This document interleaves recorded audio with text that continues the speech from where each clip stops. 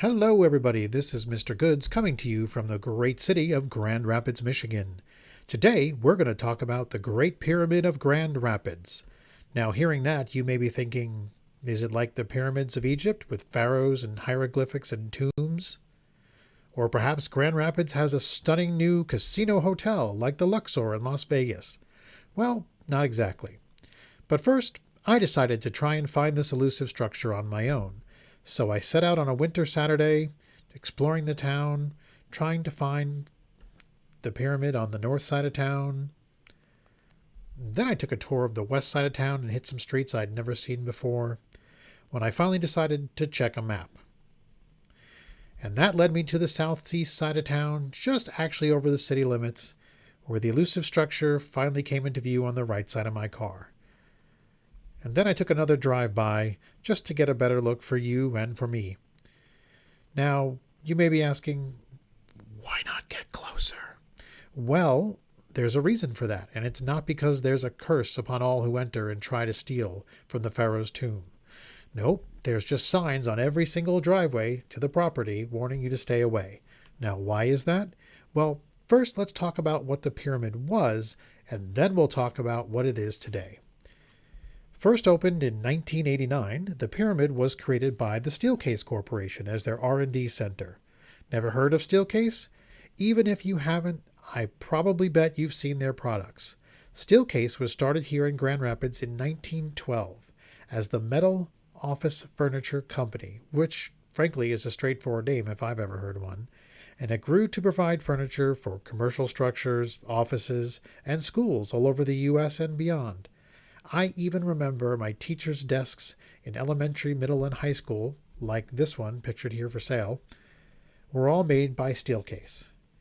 Now, Steelcase does have a fascinating history, including some work with Frank Lloyd Wright. And Grand Rapids was in fact known once as Furniture City, but we will touch on those topics in a future video. Now, as I said, the pyramid was built as Steelcase's R&D center. Steelcase makes some really well thought out and remarkably solid furniture. Their R&D is definitely top-notch and worth the expense. There is so many older Steelcase products that are still in use and for sale for a great amount of money online today. Take a look. It's totally worth the flashback, and you might be surprised how much you can find out there. I actually met someone recently who worked in the pyramid previously, and they stated it was a great place to work and it was remarkably innovative for its time. Now, being a Grand Rapids-based company, Steelcase had plenty of offices and factories here in the area, and by 2009, the pyramid sadly had become redundant. And it was reportedly very expensive to run and maintain, and the last staff members transferred out to other Steelcase locations. From there, the building waited for new occupants until 2015, when it was purchased by the Las Vegas-based Switch Data Centers. And today, the pyramid is featured on the Switch website as one of their premier exascale data center locations, boasting 100% power uptime, 100% green energy, and high-speed connections of 3 milliseconds to Chicago. For those of you who don't know, Chicago is about a 3-hour drive away from Grand Rapids. I don't know what exascale means, but I admit it all sounds rather impressive. In taking over the pyramid, Switch kept two parts of the pyramid's history intact.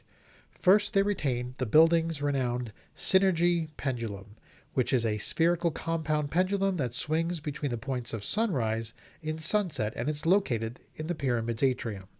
Also, Switch hired Steelcase to design some of the furniture in the new data center, which was truly a nod to the building's creators. I do recommend checking out the Switch website as they have some great info and a YouTube video on taking over the pyramid. Now, obviously, being one of their exascale data centers, Switch wouldn't let me just waltz in with a camera, much less drive on the property. But now I think you've got a pretty good idea of why I wouldn't be allowed in. Now, before setting out on my next adventure, that part of town has my family's favorite place for ice cream in the Grand Rapids area, and it's called Barry G's. Now, this is not a paid advertisement.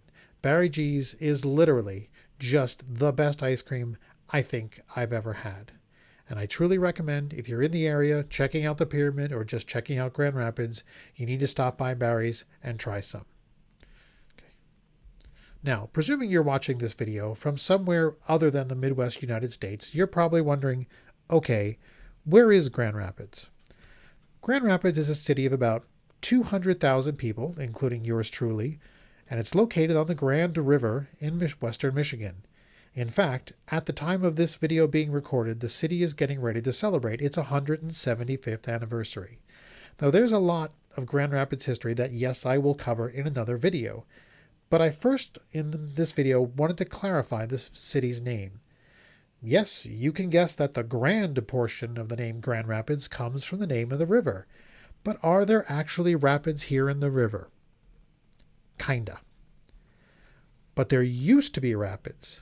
Now, as the city grew in the 1800s, for purposes of flood management, transportation, hydroelectric power, and logging, the river's flow was modified with embankments and dams like you saw in that clip. Now, this diminished the rapids.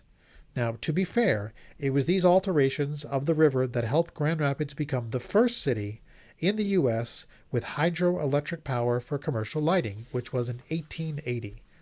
Of course, there were some drawbacks, which had to be managed. Most importantly, there needed to be a way for spawning salmon to get upstream each year around the dams. The solution, of course, were fish ladders. I know that term probably brings an odd image into the minds of some of you, so here's an actual fish ladder that you can see. It provides a dam bypass for the fish to solve their dam problem. Anyway, now obviously renaming the city Grand Dam or Grand Fish Ladder wasn't appealing, so the name remains Grand Rapids, and there have been numerous efforts over the years to have the rapids restored. We've covered a lot of ground in this video: Great Pyramids, hydroelectric power, awesome ice cream, and fish ladders. Who knows what else this great city on the river has to offer? Let me know in the comments what Grand Rapids topics you think people need to know about. Thanks for watching, and please like and subscribe.